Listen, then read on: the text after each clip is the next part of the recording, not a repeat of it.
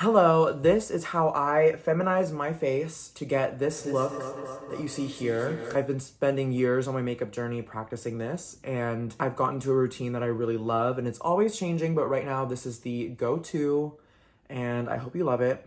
And yeah. So first I start with my eyebrows, and I've always started with my eyebrows no matter what. I just feel like that's how you get the cleanest eyebrow. I started tweezing my eyebrows under here a long time ago, and I recently started making them like more straight. That way, if I want an arch, I can give an arch. If I don't, it's just more lifted this way. I usually only fill in the ends. There was this TikTok I saw of the brow experts, and it's telling me how it's not really about necessarily the shape of your eyebrows as much as it is also about how you fill them in, which I thought was interesting. I definitely think it's a combination of both, but I usually only like to fill in the ends just because that way makes the middle of my face more light and less blocky. Now Fender's gonna join us, so he's in the back. I hope he doesn't eat anything he shouldn't. Okay.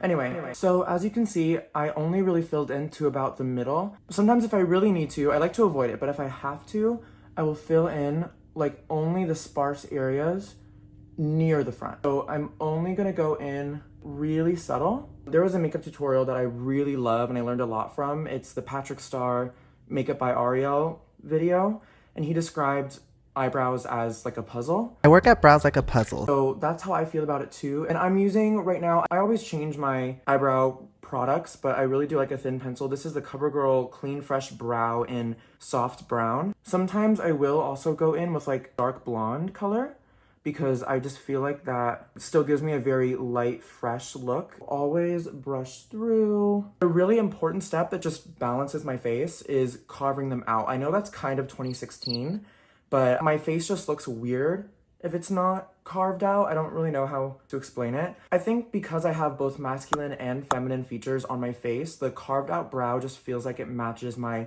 face structure, and so if I don't do it, something just feels like it's missing. So to carve out my brows, I'm gonna use my foundation, which is the Makeup Forever Ultra HD Hydrating Foundation. I cannot live my makeup life without this specific like dual-ended brush.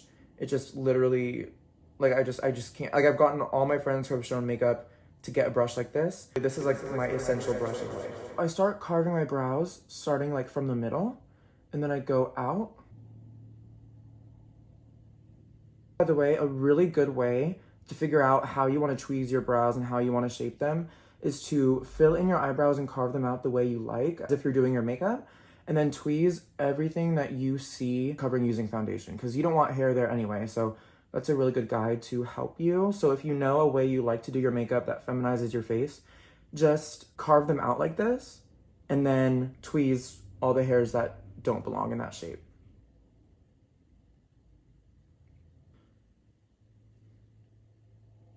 Usually this is where I would do my eyeshadow, but recently I've changed it and I do my face first. Sometimes the eyeshadow can get wet from the setting spray, and then there's creasing, and it's a whole mess.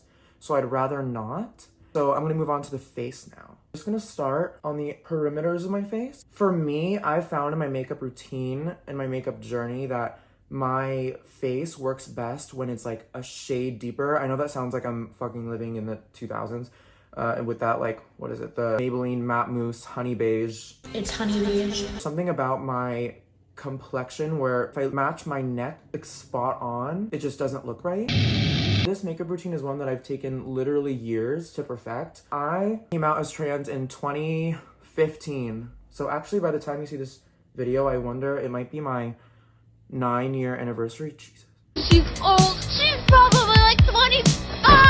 So I have had a while to work out my makeup routine. On the forehead, I obviously do put foundation, but we already have a little bit on there. Something I learned from like an older Kylie Jenner Vogue makeup video is that no one loves a cakey forehead. I have like a cakey forehead, it gives away if you're wearing makeup. Only using barely foundation, just enough so that it matches the rest of my face. I also feel like the nose is the closest thing to someone else's face, like when they're talking to you. So even though like your eyes might be the look, whatever, like any texture and any patchiness that's on your nose will probably show up first. So you just want to make sure it's really covered. Now I'm going to go in with this for contour. This is also the Makeup Forever Skin Palette. Wow, this is really beaten up. It depends what I'm going for. Usually I've started going for this color, a little bit lighter and softer. But I think sometimes when we try to feminize our face, we think that the more sculpting, the better. That's actually the opposite, because the whole thing we're trying to achieve is like a soft, feminine look. For this, I'm actually using this Kylie Cosmetics concealer brush. I just think it's dense enough to apply cream while like I still have enough room to, I'm not sure. I just really like it, and this is the brush I use. When placing your contour, you always want to start a lot higher. So you can see my cheekbone is like right there. I'm gonna place it up above. Not only do we want the illusion of like a higher cheekbone, but we also know that when you blend your contour, the contour tends to kind of like fall down as you blend just naturally. And then I'm gonna use tapping motions because I don't want to disturb the foundation underneath that we just so carefully applied. Slowly gonna creep this toward the center of my face. Now, you can see I'm gonna stop right here. You don't want your contour to go past the edge of your, your iris, because then it's just gonna look crazy. There's also that trend of putting your contour like down here to sort of follow the skull bone. I tried that. I don't do it because I feel like that follows out your face and actually accentuates any masculine features that you might not want to highlight in this routine. And I'm gonna go up on the forehead here. I don't really use a gray tone because I think that gray tones, like, sure, it's shadows, but at least for me on my face, I feel like the shadows actually cast more of a masculine sort of look instead of like a bright, sun-kissed vibe that I'm going for. It was a little bit more feminine. When it comes to your forehead contour, your forehead is obviously personal to you. Like if you want to make certain places look smaller, certain ones bigger, like that's up to you and your face shape. For me, I do like to do a sort of rainbow effect. I think I like to keep it a little higher in here because I don't think my forehead is very big per se, but I do want it to look smaller. To really make sure that this is blended to house boots, I'm going to go in with my sponge again. And if you want to, depending on whatever you're doing in the day, if you want to go more full glam, whatever, you can add a little bit of that darker shade, like slightly. Like sometimes I might, like look how dark that is. Like you don't want that. So I might just place it there. And sometimes I also feel like if you put the darker color here, it almost makes your hairline look like it's a little bit more full because it's a darker color. The next step we have is blush. I switch up what blush I use right now. I've been using this ColourPop heart-shaped one. This is in the shade Adore You. I apply blush before concealer, and the reason for that is the concealer will help me blend the blush a little bit better. Like if I just were to place this after my concealer, you can tell I'm gonna have to work really hard to blend that in, and I'm just not in the mood. My makeup routine takes long enough. I don't wanna make it longer or harder on myself. It's gonna look a little crazy. I might even bring it into like the corner of my eye. Looks a little crazy, but it's worth it. It's worth it. For concealer, I always change my concealers, but I feel like I've gotten one that I actually really love. Sometimes I have some dry patches here, and just concealer can start taking up for me and it's just not fun. But this one I've actually really been liking lately. This is the Kylie Cosmetics concealer in the shade 2N. Concealer is a huge and important part of how to feminize your face and structure your face, because the goal here, I want to make my facial proportions as small and dainty as possible. When I'm placing my concealer, I'm only gonna put it in this inner part here. This is our under eye now. That's how small it's gonna be. Tinier your features, the more feminine your makeup looks. I am gonna put it on my chin just to balance out. I usually will put it here just to brighten up any darkness that I might have here. The other thing is, you might be wondering why I didn't put any orange color corrector down here. That's because I don't really have a 5 o'clock shadow or pigmentation issue, because when I started hormones, it was like right before I really hit puberty. I started hormones at like 18 and I was a late bloomer. So I never really developed a beard aside from like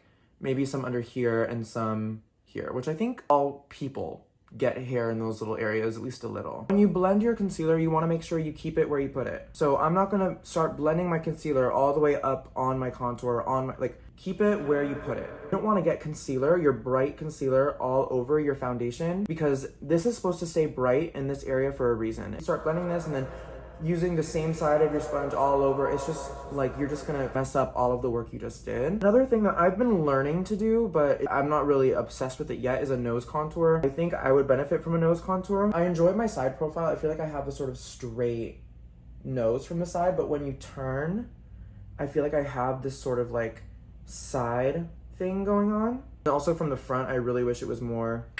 You can see, like, I started blending my concealer onto my blush by accident. If you start blending your concealer all over, it's just not gonna do you justice. Another thing you could do that I've been experimenting with just a little is this concept of like the diamond face. Like Sabrina Carpenter's makeup, you have brightness in the middle, obviously. Think of a diamond, like you also have it a little bit on the sides. Sometimes I'll take whatever's left on my sponge and I'll just like barely sort of blend it out like that, and you can kind of see what's going on there. The next stage of our makeup is powder. I'm using a lot of Makeup Forever today.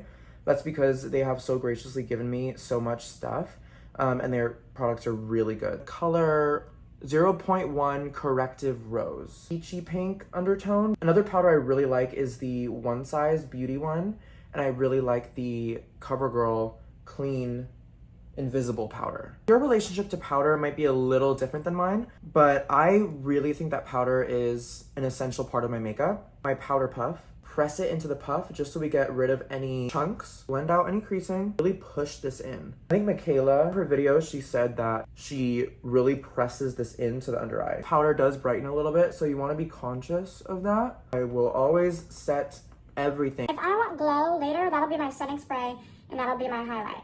Okay, but right now we're locking all of this in. Your skin is super dry, like super dry, maybe don't do this, but otherwise just lock your makeup in and then spray it with a really good hydrating setting spray. Get the glow back that you want while still having a face that's locked in. Like you don't have to not set just to get that glowy look, at least in my opinion. Under eye is so small, like look how little it is, it's just right here. We're gonna go on to bronzer. Fenty Beauty in the shade Private Island. This is like my third one. I got this because in a video, Madison Beer, is it Vogue? She said she loves this, and then ever since then I got it. I'm just going to tap this on right where we put that cream bronzer earlier. I was gonna say keep it light, but my friends always say that I really enjoy bronzer and I really like looking tan, which is true, but me it's normal. Maybe to some other people it's not, but I really enjoy looking tan as fuck. I'm not gonna look as tan as Donald fucking Trump. That fucking Cheeto. I'm never gonna look like that. For blush, Kylie Cosmetics blush in the shade Winter Kissed. This is a shade that I know that my friend Amira also really loves. Into my under eye, I'm not shy with it. I'm gonna bring it up here a little so that it all matches, and I'm gonna like, I really don't give a fuck. Blush is the first thing to fade on your face. Also, like if you're going to an event where you're gonna get your flash photo taken, it's all gonna like disappear in the flash. So if you have a little bit extra, that'll be good. My almost final step for the face, the brightening powder. Real like foundation powder. I know that the MAC Studio Fix powder is really good, and I've used that before. I think I ran out though. Or you can use an eyeshadow. Hear me out. I am someone who thinks that if you use eyeshadow as brightening powder, it almost doesn't count as another layer of powder because it's just pure pigment instead of like coverage. Does that make sense? So I actually think that this helps my under eyes not cake. Using an eyeshadow as a brightening powder helps my eye makeup not cake because it's not actually coverage, it's just a pigment.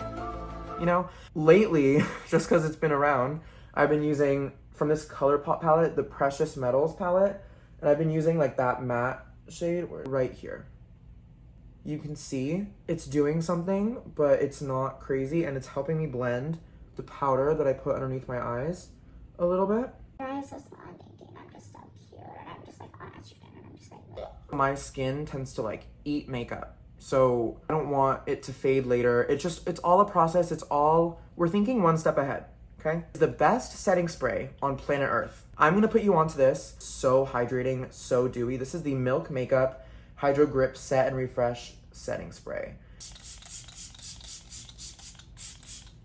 From Sahara Desert to hydrated in like an instant. And this setting spray is the GOAT. The GOAT. Put her here. I trust that you can see. Oh my god, that looks so pretty. Like that just changed my whole makeup. As you can see, I barely have any makeup on my eyelids right now, right? but you can see that because of the setting spray, it's wanting to crease a little. So I'm going to tap that out with my finger. Shadow palette I keep going back to is the Kylie Cosmetics Bronze palette. I really like the Morphe Madison Beer palette, which came out years ago. And yes, not only do I still have it, but I also have a fresh one that I got at the same time that I bought my first one because I didn't want to not have it. And either I save it for my future kids or my future self, or I use it now because I really like it. These two shades in the middle here. Place this on the outer V, and I'm gonna wing it out towards the edge of my temples. I also was taught that by Trevor Barrett over DM. There are a few beauty YouTubers that I trust with makeup because there's a certain vibe I'm going for. At least some of them I feel really resonate with that. Those creators are Nicole Guerrero, duh. If you don't know who she is, I'm sure, yes you do. Yes you do. Amira, XOXO Amira, really great friend of mine. I also love Trevor Barrett, whom I just mentioned. Blend a little bit, just a little bit, up onto my brow bone. I feel that if I blend enough onto my brow bone, it almost like contours it and makes my brow bone look as if it's more sunken in than it is. Less protruded and more flat looking. And by the way, if I didn't explain earlier, the reason why we bring this out is because it gives like a cat eye effect and because it just makes your eye like look longer and bigger. The rest of our eyeshadow, okay? A really great tip that I learned from Alabama Barker's YouTube video, which I have watched religiously, and I learn something new every single time I watch it. It's actually amazing. You have to go watch it. She says you don't want to put any of your crease colors of your eyeshadow in the inner half of your eye. I do not approve of any makeup over here. I hate it. I want this to be bright, and that looks more feminine as well. It just gives the illusion that your brow bone, your brows, your eyes are more flat with your face instead of like having more sunken in eyes, if that makes sense. I'm gonna place a bone colored shadow similar to the one that's underneath my eyes right here. Make sure I get as much saturated as I can. This just brought my eyelid forward. I'm gonna shape out my eye. For me, when I do this, it feels like my eye is more complete and it just matches the rest of my features better. So we have softness with a balance of sharpness and it just all looks cohesive. You will see. I'm going to stamp. You see that? I'm gonna stamp it. See that? I'm an old woman.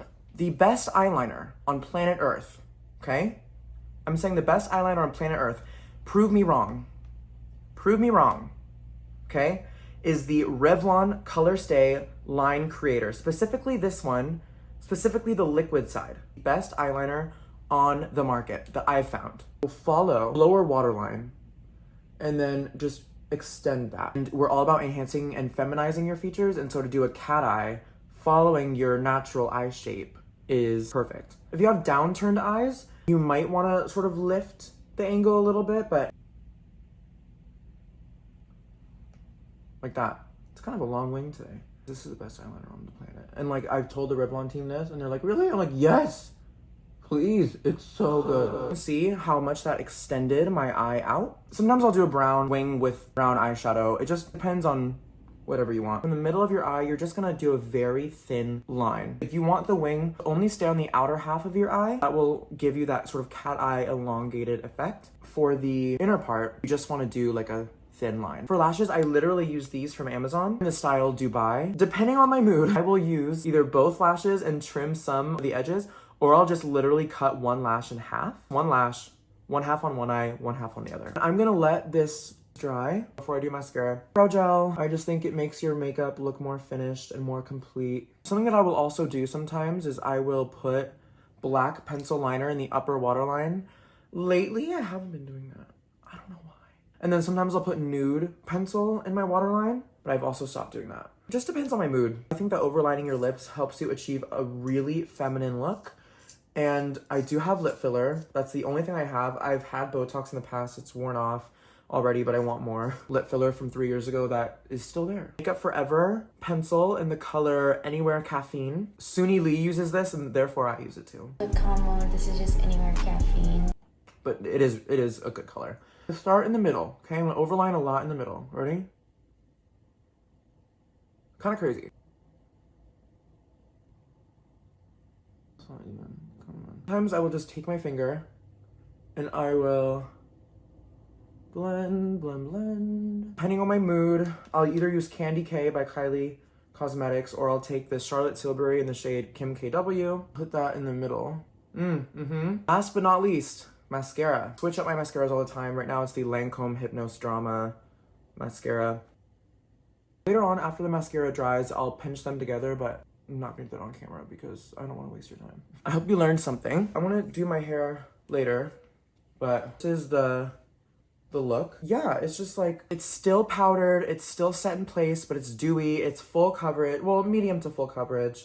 It's feminizing, it's beautiful, it's everything I've ever wanted, I've practiced for years. I hope that this was informative enough of how I feminize my face and of my makeup journey.